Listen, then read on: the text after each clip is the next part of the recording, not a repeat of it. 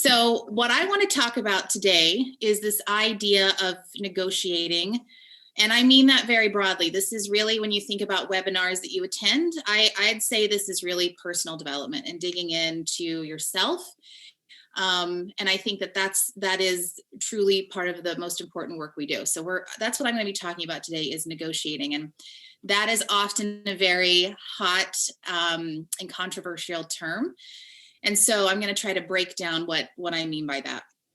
But I want to give a little background first when I talk about negotiating. I am not a lawyer. I do not fight with people for a living. So I'm going to tell you how this story started. The story started when I had my first daughter.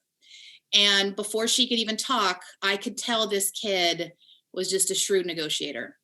And I would watch her as she grew up. She's 9 now. She could I would say manipulate, but I really think it was negotiate for anything that she wanted. She did all the right things. She was ruthless. She didn't care what you thought. She knew what she wanted. She stood firm.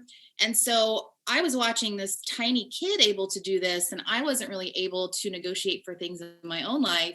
And so I thought, well, you know what? It might just be something someone's born with. This kid just happens to be born with negotiation skills. Then we had our second daughter 3 years later, and she was much more passive, much more sweet and pleasing, and didn't have those negotiating skills. But what happened was the older daughter taught the younger daughter. So now we have two tyrannical negotiators in the house. And that has taught me that negotiation is actually a skill, just like confidence, just like self-esteem. It's something that we can build, whether we inherently feel we have that skill or not. And that has helped me a lot.